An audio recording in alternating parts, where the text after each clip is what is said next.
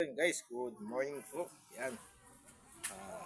Bali for today's video, i-update ko kayo sa sili na tinanim natin, nilipat natin ng isang araw sa sa galon, yung Wilkins.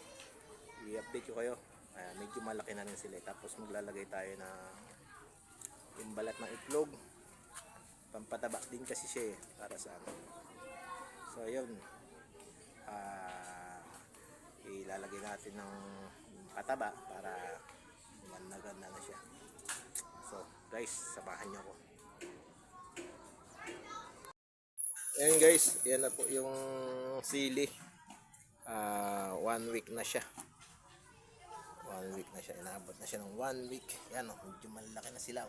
Yan o. Ganda naman. Yan o. 1 linggo na yan. Ayan, last ngayon lalagyan natin ng ayan yung balat ng log. Ito lalagyan natin sa paligid niya para gumanda-ganda na siya. Ayan, lalagyan natin siya lahat yan, lalagyan natin. Pampataba ito pampaganda ng kutis ng mga dahon ng yan, sige, maganda ito kahit yung place natin maliit lang, pwede ka magtanim sa mga galon-galon. Yun, ayan o. Kaya siyempre habang hinihintay mo, malaki naman yan. So mapapakinabangan yung yung mga yung bunga niyan. Yan, ilang piraso naman ito. Dadagdagan ko rin to. Dadagdagan ko pa ng mga ibang gulay-gulay. Hindi lang puro sili. Ito, yung hindi ko na nilipat. Hinayaan ko na lang dyan. Tapos ito yung kamatis. Diba? May na siya. Black na. Lagyan din natin ng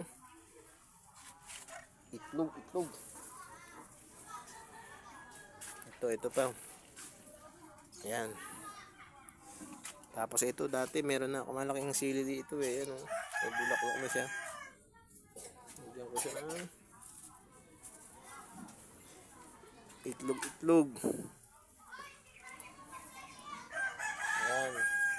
Yun yung gagawin nyo sa sa inyong pananim pag meron kayong pananim, tapos yung mga pinagbalatan ng itlog, hindi din masasayang yung balat ng itlog.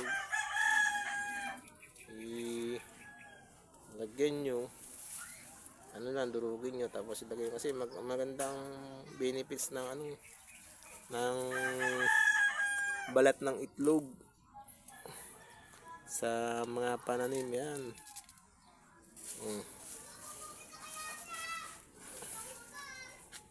Ganyan nyo lang siya. Gaganda ang inyong pananim kasi may ata phosphorus. Yan.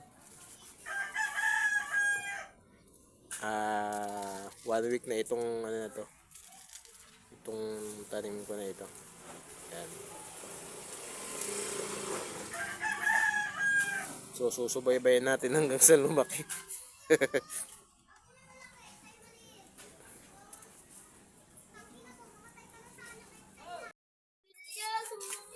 So yun guys, tapos ko nang malagyan. Ayun na siya.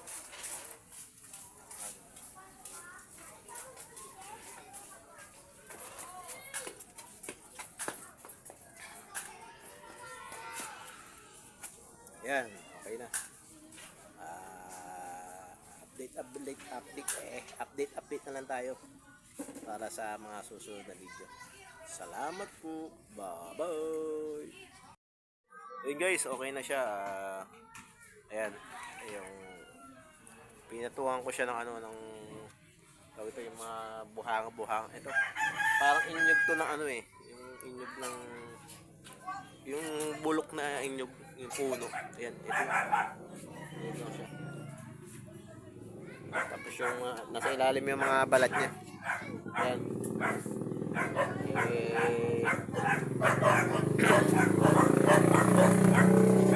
May sasakyan pa. O, ayan, ayan. Okay na yan.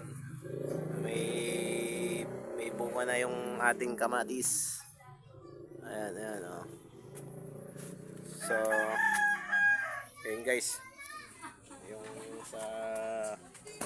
sa bike vlog kasi natin, hindi natin masyadong masikaso kasi sa umaga kasi ng bata, naghahatid ako sa school.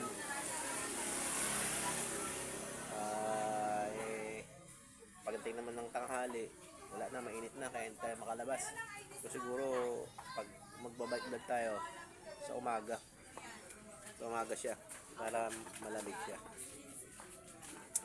Kasi pagdating namin sa bahay, ang init na eh. Hirap naman, sobrang init, baka mamaya ma-stroke pa tayo. Pero yung susunod na vlog ko, bike vlog, yung sa Quezon City siya. Meron din ditong mapapasyalan, dyan sa may Wawa Dam. Pasyalan ko rin siya. Malapit lang naman dito yun. So siguro Quezon City muna din itong sa Wawa.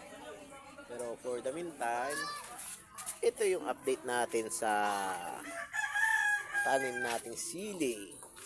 Kahit na nandito tayo sa bahay, ayan, pwede tayong magtanim. Kahit na yung place natin is maliit lang, ayan, pwede tayo. Unti-unti lang. Ito limang